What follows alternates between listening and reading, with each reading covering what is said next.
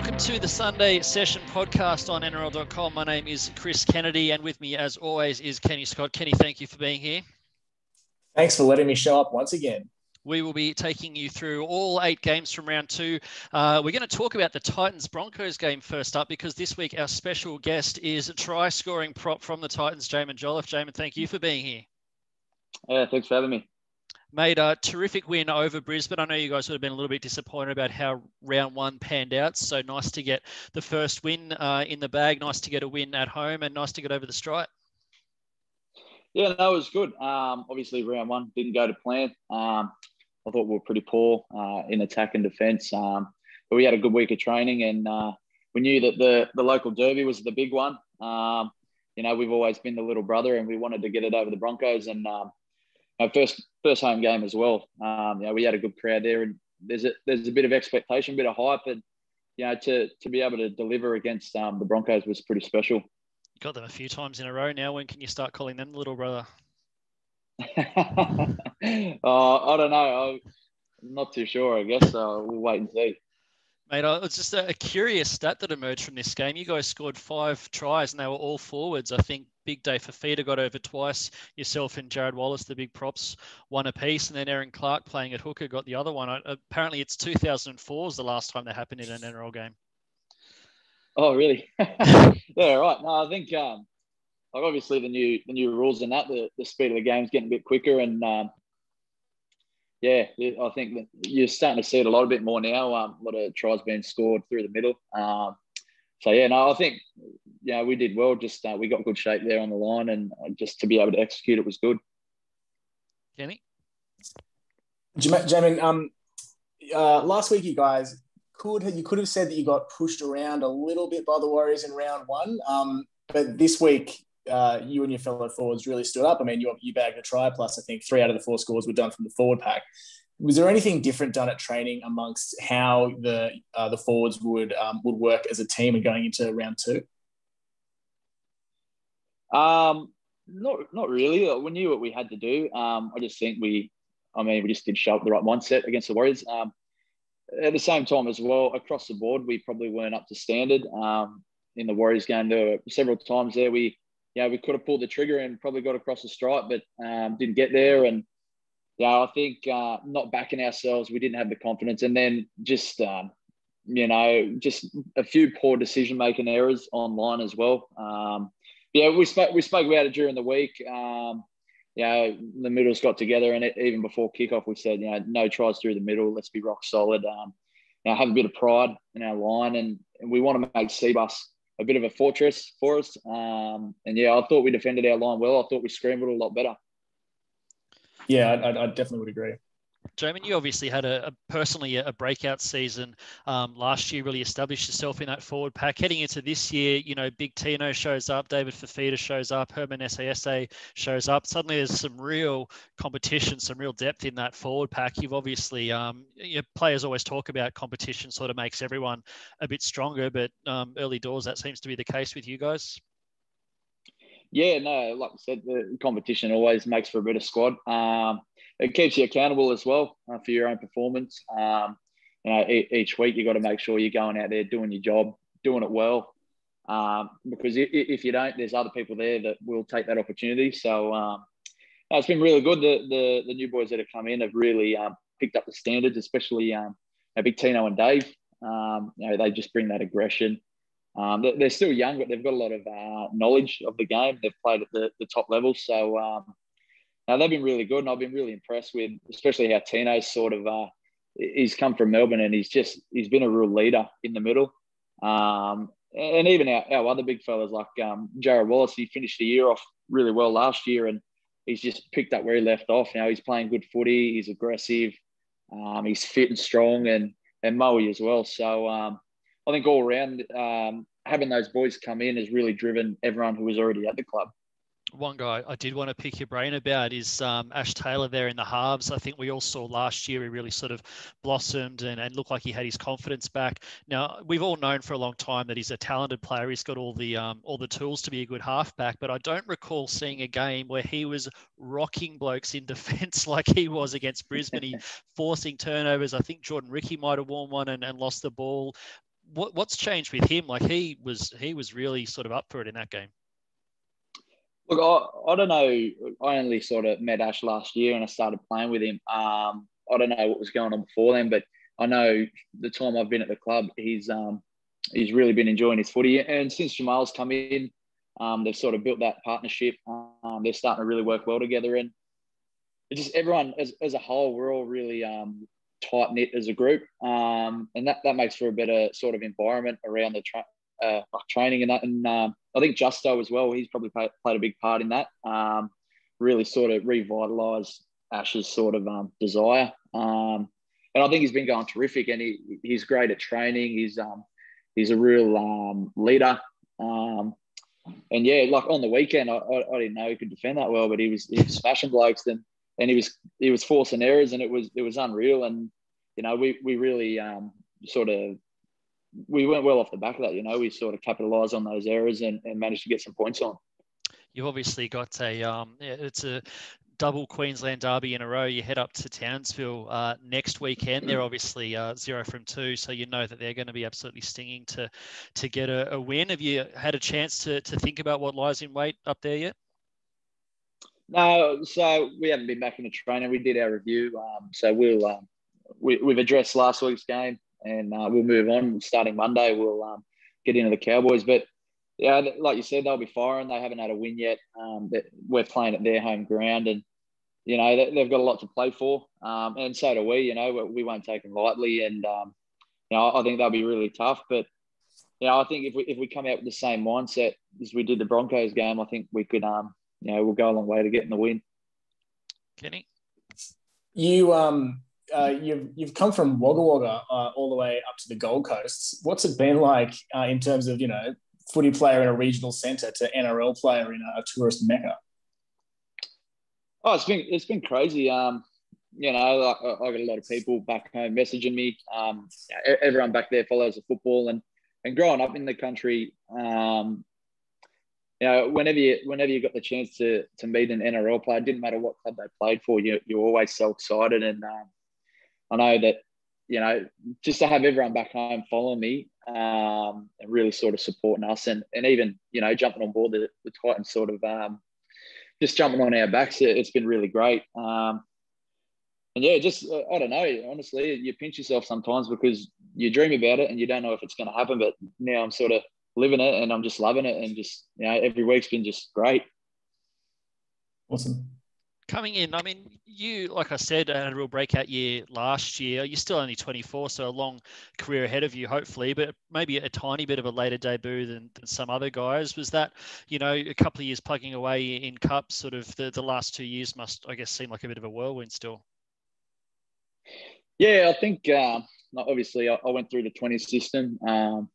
Yeah, I was one of those sort of late developers. I wasn't a big guy, and it took me a few years, you know, playing against men in reserve grade to sort of build up physically and just to get ready for it. You know, you see a lot of young people who are up for it at a young age, and that's great. But there's other blokes like myself who got to, you know, go the long way, and that's fine. You know, like you want it to happen, but I don't think it could have happened any quicker for me. Like I knew the footballer I was a few years ago, and I knew I wouldn't be ready for it. But yeah, I think those few years, just being able to sort of work on my game and build up physically and mentally has really helped me. Just before we let you go, a guy you touched on a bit earlier, Justin Holbrook, seems to have been a really positive influence right through the entire group. Every time I talk to one of the Titans players, they're a huge rap on just his approach to football, his approach to the players, and the way he goes about it. Yeah, there's just something about him, you know. He's a real people person. You know, he's easy to communicate with. You know, he's just a great bloke. You know, he knows how to manage the team well, and just his knowledge of the game, and the blokes he's got around him as well. You know, Jim Dimmick and Jim Lenahan. You know, they just got that much knowledge, and like I said, you know, last year with the COVID thing, we weren't allowed out. We were in the bubble, and you know, they really brought us together as a group. And I think that's why we sort of performed a lot better at the back end of the year. And we've just had a great preseason. And, you know, like I said before, the recruits have come in and we've all really gelled. And, yeah, Justin's been, you know, the reason behind that. Well, mates, looks like some good things brewing up on the Gold Coast. Thank you so much for stopping in on the Sunday session. Congrats on the win, and all the best for the season ahead. Cheers, guys. Thanks for having me. Thank you, mate. So, Kenny, we're going to go back through the other 7 games of the round. The most recent one of those being the Sharks and the Raiders from a very soggy Netstrata Jubilee Stadium on Sunday evening. One for the purists, I guess. Certainly a slogfest in the wet. A proverbial game of 2 halves, I think we have said once before on this podcast. The Sharks diabolical in that first half, couldn't hold the ball, and then Canberra taking a leaf out of their book in the second.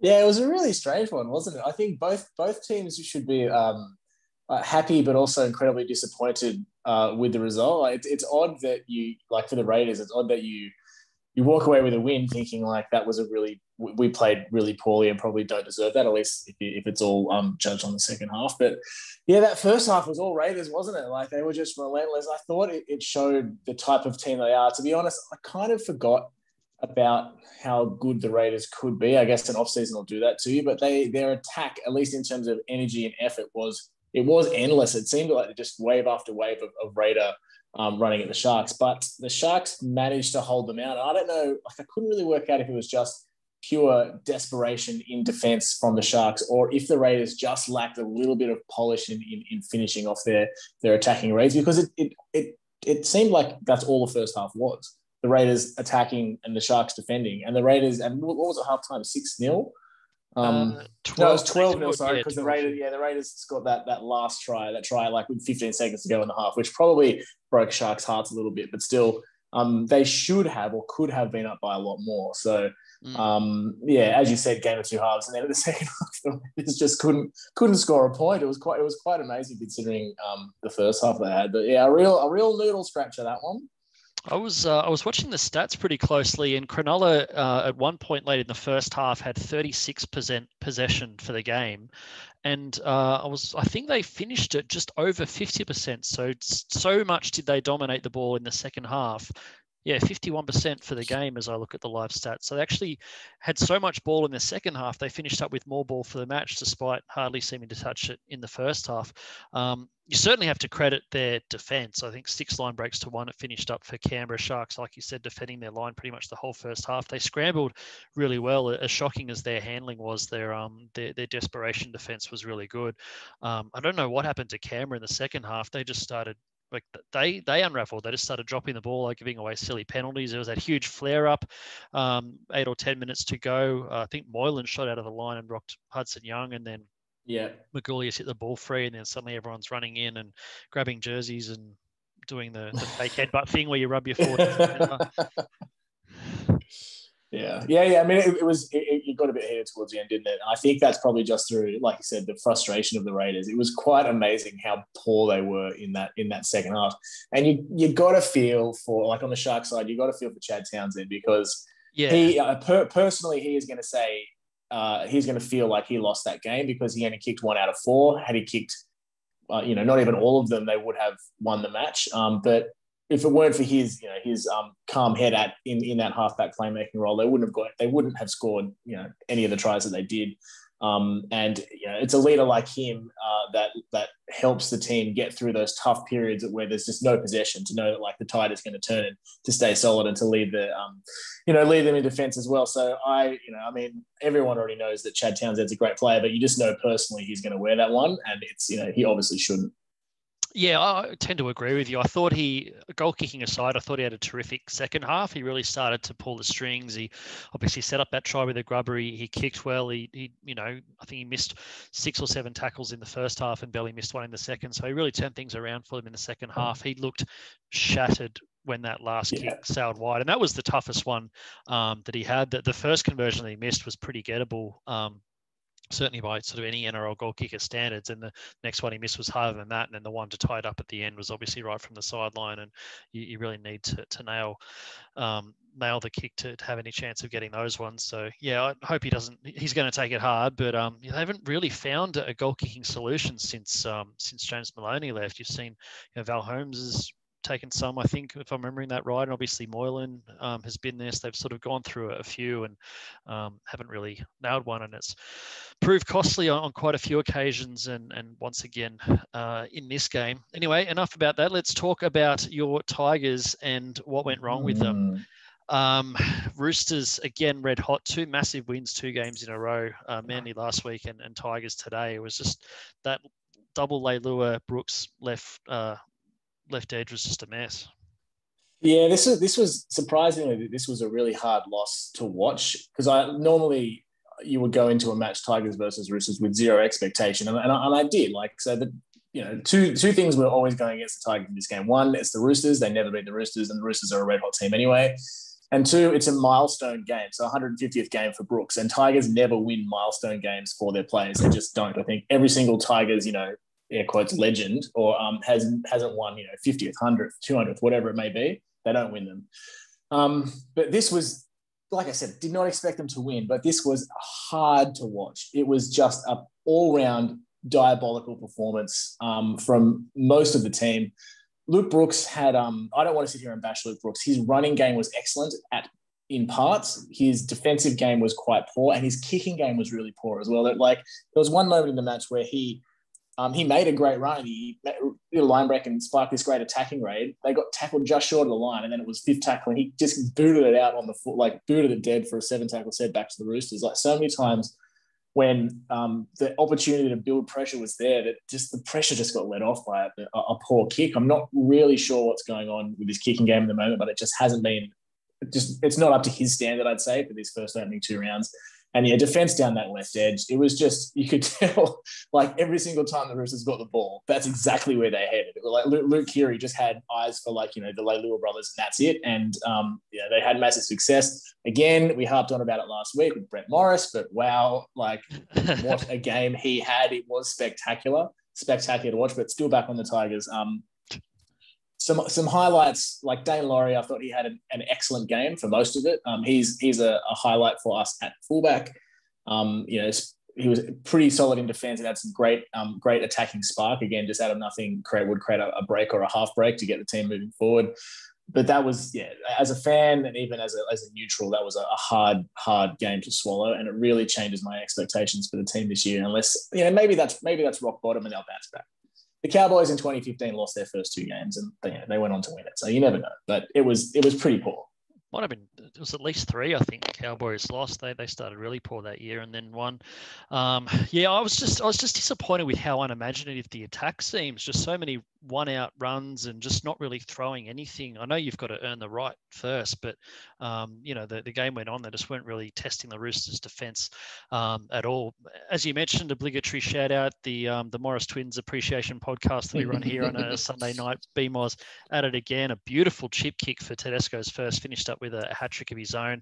That Luke Keary flick pass straight out of the Benji Marshall playbook for Brett Morris to score. It wasn't just the pass; it was the support play from Brett Morris as well. It just didn't even look at him, and Brett Morris comes from out of frame, just as fast as a steam train, picks up the ball and just takes the pass cleanly and sprints down to score a try. It was pretty amazing stuff. They are pretty to watch when they're on the Roosters. Lindsay Collins might be getting kicked out of the front rowers club if he keeps setting up tries the way he was setting them up today. But he had a fine game as well. Even last week we saw James Tedesco have to take a kick at goal when Kieran was injured and Takiaho was off and just shanked it wildly. And we're like, there's something he can't do. And then of course this week he nails one from the sideline because he's James Tedesco. So they're running pretty hot at the moment. The Roosters. So, certainly ominous signs. And that's an understrength Roosters too.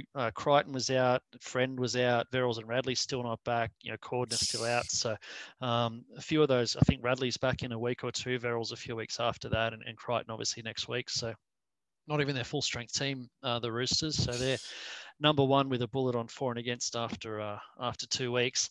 Let's head through to Saturday night now, the Cowboys and the Dragons. This was an entertaining game to watch, I thought. It wasn't always high quality, but the contest back and forth, bit of a, in doubt up until the end. There was a lot of desperation on show. Some guys really put their hands up. So despite, some errors and some down moments, I thought it was an entertaining game to watch. Yeah, I'm with you. This game was like, I don't know, it was like chewing gum, or it was like a Britney Spears pop song, a lot of fun, but really without much substance to it. Like you said, I had no idea where you were going with chewing gum and Britney Spears. I'm gonna get hammered on Twitter by Britney fans now. I'm a huge Britney Spears fan, so please don't. A lot of Britney fans on this podcast as well. So yeah, I know. The Venn diagram's actually quite surprising. Where was I? Yeah, no, it was like you said, it was a lot of fun to watch. Really up and down, right? Both teams had periods of amazing slick football, and then these other periods of just almost calamity. It was puzzling to watch. The opener, I think the Cowboys probably because their first try came so easily, that was opening first 5 minutes or something, an uncontested kick, really, just Cohen Hess falls over the line. I think that may have just made them think, okay, this might be we might be on here, or this might be an easily gettable game for us. And I probably would have agreed with thought the same way, considering everyone's expectations of the Dragons this year. But the game didn't stop; it just kept going and going and going. It was a lot of fun. The guy I was really happy for was Ben Hunt, who always seems to cop it more than anyone else when the Dragons are losing. I know the halfback's always the one in the gun when the team's not going well, but he was absolutely terrific. Really dragged the team over the line, dragged Cohen Hess over the line for a try. Just a superb all-round game, and a few other guys. McCulloch was great. Josh Kerr, I thought, bounced back. We were a bit down on him playing on an edge, but he had some good moments and obviously crashed over for a try. So, some good moments there for the Dragons. I did feel for the Cowboys, obviously, desperate just to win in general, but obviously, especially in front of their home fans, haven't had a good run up there since the new stadium opened, obviously with COVID and everything last year, and just struggling to get the wins as well. Michael Morgan seemed pretty down after the game. So I'm not sure what the answer is there. All this obviously pressure on Todd Payton early with his comments about Jason Taumalolo, who's obviously out for 4 or 6 weeks with a hand injury. Tough times at the moment in Townsville. Yeah, I really think it comes down to the halves pairing that they have. At least in that game, their fifth tackle options were relatively unimaginative. Just didn't come up with the right kind of kick or the right kind of play at the right time. And I think there's obviously something that needs to be worked on there, and that might change things for the Cowboys. The pressure's on Todd Payton. I think that's pretty unfair considering it's his second game in a squad that everyone knows has been, underperforming for a while. I don't really know what everybody thought he might do so early. But it doesn't get any easier. It's a pretty tough competition. But I just think there were moments in that game where, both Clifford and Michael Morgan selected poor options when, there was more to be had. Yeah. On the Dragons, I don't really we don't like piling in on the bad teams, but I did have them as one of the pretty likely candidates for the wooden spoon at the end of the year. I feel like I've seen in 2 weeks enough to be confident that they're better than a wooden spoon team. They showed some real grit in that comeback against the Sharks last week, even though they ended up going down. And then I know that the Cowboys weren't excellent in this game, but to go up to Townsville, get a win in muggy conditions against a team that is having a real dig at you, I think there's a little bit of fight in this Dragons team. I still don't have them in the 8, but a lot better than 16th, I think. Yeah, I totally agree. I was convinced it is a lock, Dragons for the wooden spoon, put your house on it. But the last 2 rounds show that the Dragons are far better than that, and there are teams that are far worse than them as well. So it's going to be interesting. Yeah, it certainly is. One of the teams that is in a real hole at the moment is the Sea Eagles. Went down 26-12 to the Rabbitohs at Lottoland, another very wet game in Sydney over the weekend. Took it to the Bunnies early, looked like they might be staging a possible upset. They scored a couple of tries. They were holding their own for a fair bit. Bunnies ended up having to deal with a bit of adversity. Latrell Mitchell got sin bin. They lost Adam Reynolds and Jackson Paulo in the first half to head knocks. I will say about Manly, just absolutely shocking news on Andrew Davey. I was lucky enough to interview him after his debut for Parramatta last year, and just seems like an absolutely tremendous bloke, a very mature age debutant by rugby league standards. I think he's 29 now, but sacrificed a lot last year. Is pretty much a minimum wage player. He had job offers that were a lot more than he was making on a minimum wage rugby league contract, and he sort of stuck through it, being like, this is my only chance, and goes to Manly, and next thing you know, Curtis Sirenen's injured, Hamale Olakatau is injured, and he's suddenly in the starting side, and 4 minutes into the game does his ACL. So just absolutely shocking for poor Andrew Davey. Yeah, I mean, that's just it's tragic, but it's just one of those things that happens, right? It's some people have rotten luck with injury, and other people have absolutely all the luck with injury and pay 400 games, and that's just that's the two extremes of the sport. It's not exclusive to rugby league; it's just life in general. Unfortunately, though, obviously, we wish him a speedy recovery and all the best. Any thoughts on the Manly performance? They're, like I said, a bit of fight at the start, but got a bit disappointing in the end. They're getting very short on back rowers, obviously, with the guys that are out. No specialist hooker, no specialist fullback. There's some problems to fix. Yeah, I tell you what, they've got issues at fullback. That's for sure. I think again, like I sort of mentioned it last week, that Manly's reliance on Turbo was telling, not just but I was sort of focused more on the effect he has overall in the team, but he's their only choice at fullback really as well. Dylan Walker, he's a highly skilled player, but he just struggled back there. It wasn't his best game. And I've got to ask your opinion on something. DCE, he didn't have a very good game last week.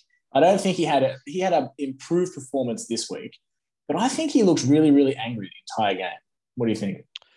He did look angry. He looked particularly angry when he was penalised, when he was, I guess, caught out trying to do a penalty for objectionable play the ball. I actually thought the ref handled that pretty well. I'm a huge fan of Ches. He's a pleasure to deal with, wonderful bloke, and still, in my opinion, the best 7 in the NRL. I know Cleary is fast, sort of staking his claim to that mantle, but I still have DCE as the number 1, just playing in a pretty battered team at the moment. But hasn't been his best 2 games, and he did look a bit cranky for a lot of that one.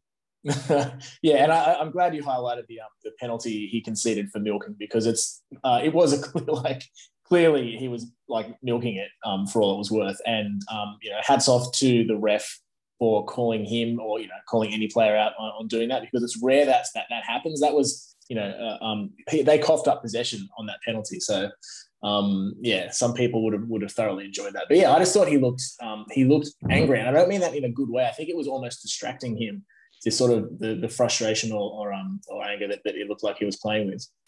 Yeah, maybe frustrated, but good signs for the Bunnies. They were able to find a way to win despite losing players to injury and having a few things go against them in pretty rubbish conditions. The middle Saturday game was the Bulldogs and the Panthers. Pretty much one-way traffic in this one. Bulldogs sort of hung with them for a while, but 28-0 it finished up. Kick out, barnstorming game, couple of tries. Jerome Luai almost upstaged Nathan Cleary, if anything, couple of try assists. Panthers, for the second week running, just completely dominating possession. I think about 60% of the ball, 2 games in a row. Haven't conceded a point in 2 weeks, which I believe is the first time in first grade rugby league history in this country that a team has gone the first 2 games of a season without conceding a point. So, they haven't had a lot to beat, to be fair, with the Cowboys and the Bulldogs not really aiming up the past 2 weeks, but very ominous signs for last year's runners-up. You know what we've got to do? We've just got to get the Panthers and the Roosters in a game immediately, because you got a team that has scored 40 plus in their opening 2 games and a team that has conceded 0 in their opening 2 games. That's just, it's an immovable object and an unstoppable force. What's going to happen? But yes, the Panthers were, like we've always said, they were slick, they were energetic. Jerome Luai, he was like, how do you step in weather like that? I don't know if the ground was just of superior quality, but that sort of stuff generally doesn't lend itself to that kind of style of play. But it's almost like the rain energized him. Like, he always plays with energy anyway, but he was hop, skipping and jumping everywhere. It was great to watch. And they just look like a solid outfit. one criticism I do have of the Panthers is, like you mentioned, kick out. He had an excellent game. He scored 2 tries, but the Panthers love that get the ball to kick out, on the run about 10 meters out and try and get him to crash over. And I think once he scored the 2 tries, it was clear that they were going to win this game. All they seem to do is focus on getting a third for him, or that's like their pet play. And once it stops working, I would have thought that they would start trying something else, but it's almost like they've decided to commit to it, and that's all they're trying to do. So that's my 2 cents on that one. But other than that, fantastic game for them. And Paul Momorowski, good to see him get a couple of tries as well. Yeah, they are very left side heavy with their attack. I don't know if it's specifically trying to get kick out tries or that's just their go-to. I was actually going to mention Paul Morovsky sort of looked like he was going to catch a cold out there on that right edge. He wasn't seeing any ball. And finally at the end, he just went, stuff this and got himself involved and picked up one sort of fortuitous try, and then one at the end, he just did it all himself. So he's had a bit of a weird career to date. Sort of was it Roosters, Tigers, Storm to Panthers. Hasn't really nailed down a spot despite being obviously extremely talented, enough ball skills to have played in the halves, spent some time at 5/8 and other positions in the back line, probably a centre moving forward, but a real good pickup for the Panthers. I don't think, obviously Dean Farday going, I don't think Tyrone May is a centre. So Brent Naden currently being held out of the team by Paul Momorowski. So big season for him potentially. What about the Bulldogs? Showed a few positive signs, we thought, against the Knights, but against a very good team, just really couldn't get going at all. Yeah, it's just sort of the Bulldogs of last year in that there's definitely effort there, but they just don't really have the cattle. I mean, again, it's not fair because Penrith are, one of the premier teams this year, but they just really struggle. And I think Panthers fans will probably take pleasure out of the fact that, Barrett went there to revolutionise the Bulldogs attack and they didn't register a point. But yeah, it's just tough time. They've got a couple of players. I mean, next year, what are they getting? Addo-Carr, and they're getting Matt Burton from the Panthers as well. And that should, again, further add to their stocks. And this year, they're just a little bit thin, I think. Kyle Flanagan, I think he's still a work in progress. He needs to work on his fifth tackle options, I think. Couple of times he just sort of chucked up but just chucked up an unimaginative bomb when I think he had a lot more time to probably consider his kick a little bit more. One pleasing thing from him, though, I did like the fact that he was aggressive, I suppose, or maybe not aggressive, but he was not passive. He definitely showed he was, there was a couple of times where he stood up to a few players, really got in their face, and he just showed, that he passion, I guess. Which is something you like to see from your halfbacks. There are a couple of halfbacks in the competition that you'd probably call a lot more passive than that. And I think it was good to see that he's got a bit of fight in him. I was almost mentioned that earlier when we were talking about Jerome Luai. He and Kyle Flanagan almost coming to blows. Two of probably the last blokes in the entire NRL I'd expect to see in dust-ups or ever step into the boxing ring fully, going head-to-head. So it's always good to see a little bit of spice from the cocky young halfbacks. Nick Kotrick, I thought, was quite good. He's had a good fortnight, really, for the Bulldogs. Not, from where they were last year, you don't buy a rep center and expect him to turn the club around, but I think Kotrick's probably done about as much as he could. And a little shout out to Josh Jackson, who kind of tends to get bagged a fair bit, but I think something like 64 tackles and none missed, so couldn't be doing much more than that. The skipper takes us through to Friday night, the Titans and the Broncos. We've talked about the Titans with Jamin already. Quick word on the Broncos. They are another team that's in a hole at the moment. Anthony Milford, who we sort of said showed some really bright signs, especially in that first half against Para in round one. A very forgettable game for him. We touched on it, 5 tries all by forwards from the Titans. It doesn't speak too highly of the Brisbane goal line defence. They got some work to do. Yeah, it's really unfortunate, but nothing seems to have changed from what they were going through last year. It's just, it seems to me they lack leadership when things aren't going their way, and things aren't going their way often at the moment.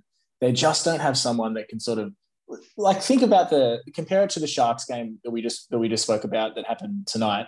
Sharks versus Raiders. That was a full half when nothing went the Sharks' way and everything went the Raiders' way. And they've got Chad Townsend and Wade Graham and leaders that can sort of keep the team together and keep them focused and say, don't worry, it's going to turn in our favour. Let's do X, Y, Z. the Broncos just don't have players like that. They're all so young. They're all relatively inexperienced.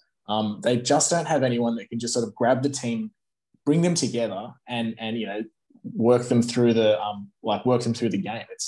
It's really quite striking. Yeah, it's could be another long season for the Broncos.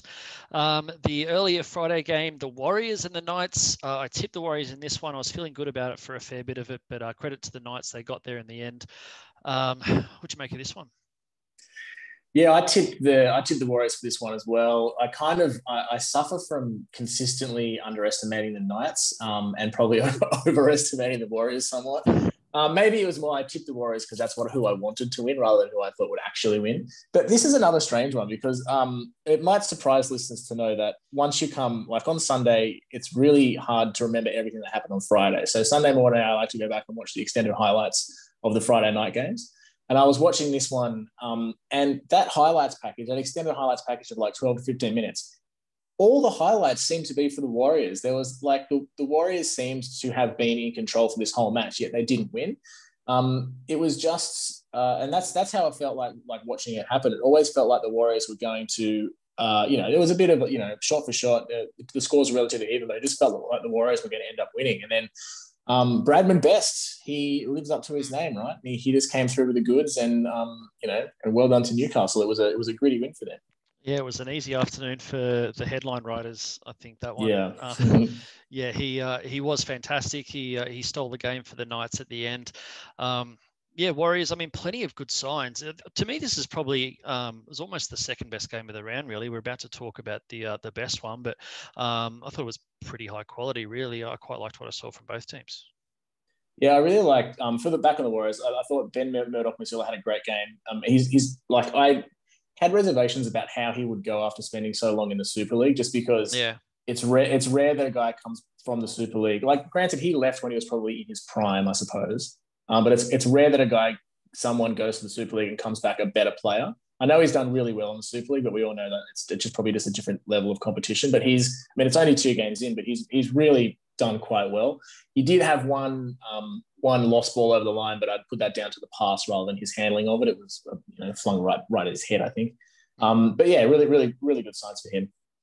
What about for the Knights? Do you reckon Kalen Ponga gets that kicking tee back when he's finally back from injury, or Mitch Barnett may have taken over the job full time? Please, Kalen Ponga, whatever he wants to do, he gets to do. So I guess it all comes down to him. Barney's he's really taken a shine to this goal kicking business. I did love that one shot up there at Gosford. You could see that bright sort of orange and purple sunset behind the palm trees as Barnett's slotting that 2 points over from out wide. Very picturesque moment in rugby league, if I do say so. Anyway, let's talk about Thursday night, because this game was an absolute bell ringer. I was out there in the media box, wet weather footy. I was expecting a bit of a slugfest. I was expecting, just a lot of, kicks to the corners and smash them up in the middle. But I guess that's sort of what it was. But just quality wise, the handling and the tenacity, the level of defense, the performances, this game was fantastic. It's rare where you see a game that was highly entertaining. This was a hugely entertaining game. And for me anyway, it was entertaining all through defense. Like, that's such a weird thing to say, but the defense was amazing. It was so much fun to watch, especially like Clint Gutherson. It's been spoken about for the whole weekend, but he was everywhere in everything, and stopped Melbourne so many times. He was on Twitter. Someone described him as like a kid at under sixes, just constantly just chasing the ball, like no matter where it was, and that's how he was playing. It was a brilliant game. I loved every second of it. And you're right. It was like Sydney has copped just been dumped by rain the last week. And that was supposed to be a wet weather game, but it was so fast. It was so slick. And God damn it was so much fun. There were so many things I loved about this game. Gutherson, to start with, putting himself in front of Nelson Asfa-Solomona, the biggest human being on the planet, and holding him up over the try line. That the play to knock the ball out from Cameron Munster near the try line, just time and time again, I think, pretty much 4 tries he saved or helped to save. Outstanding work. Then, talk about playing wet weather footy. Mitch Moses and Reid Marnie, especially in the second half as the game wore on, those long kicks to the corners, turning the Storm around and making them work it out of their own end. Murata Nyakore at centre, I thought, Wanga Blake's out. We're putting a guy who's used to playing in the middle out at centre. He's going to get found out in defence. He's not going to have the mobility to deal with Justin Olam. Well, he was dealing out punishment. He forced at least one turnover. And those centre reads, we talk about being the toughest spot on the field to defend in terms of the decisions you have to make. When he rushed up, he got it right and he nailed blokes. And he might have a job for the next 4 to 6 weeks. If Wanga's out that long, he might find himself in the centres every week for a little bit. Yeah, you're right. There were highlights all across the park. You mentioned Reid Marnie. He was, I don't know, like what's happened to him this year, but he just seems a lot more fit. Like he had a great year last year as well, but he seems like faster, fitter, and just he's always there to provide spark up the middle. And I think he was he had an excellent game. And Mitch Moses as well, like you said, especially towards the end, that kick for Mike Acevo for the match winner, poetry in motion. That whole sequence of events was just inexplicable. That try sort of came out of nowhere. It was a good kick from Moses, but I don't think it was an attacking kick for your winger to score. It was just a high bomb to the corner to make life hard for the opposition winger. He just floated it up from 40 out and hoped for the best. And then Sevo comes just stampeding through, leaps into the air over the top of poor Georgie Jennings, grabs the ball and gallops off to win the game. It was a remarkable way to win the game. Just on Reid, before we move on, I actually chatted to him in the sheds. Like I said, I was covering the game for NRL.com. First thing I asked him was about the fitness, because I cannot believe how, 75th minute blokes are out, doubled over on their haunches, and he's still tearing after things, making legs tackles and, running and kicking and passing like it was the first 5 minutes. He just said just a lot of hard work with Trent Elkin, the conditioner, over summer. And in terms of the ball playing, that's 2 weeks in a row. He's fed Junior Paulo over for a really nice try at the line, and obviously he's kicking out a dummy half. He said, all the talk about, Andrew Johns coming in and working with Moses and Dylan Brown. Well, Andrew Johns has been helping out Reid Marnie as well. Andrew Johns, as we all remember, played a fair bit of hooker as well as in the halves, especially at rep level. So he's helped out Reid Marnie a lot as well with his sort of attacking play. So we could be seeing a new and improved Reid this year. I mean, for me, probably ahead of Tedesco, ahead of Cleary, ahead of these other guys. He's probably been, the best player in the competition over 2 rounds. Yeah, and it's really quite surprising that you say that, because whilst that definitely is the case, he's just not a player that you would have thought, you'd be saying that at all, let alone after the first couple of games. And it's really, when you compare the stuff that's happening in that dummy half role at Parramatta, which is all positive, with what was happening in the dummy half position for the Storm during that game, it was very un-Storm-like. The service that they were getting out of dummy half, like the passing game was really, a lot of passes just basically went to ground, rather than hitting the first receiver. It's just not something that Melbourne are used to doing. And that's not to say, I'm not saying that Brandon Smith had a bad game, because he's Brandon Smith and he rarely has a bad game, but it was just quite telling that there's a lot of fitness sitting in that number 9 position for Parramatta, and it's just doesn't seem to be quite there yet for Melbourne.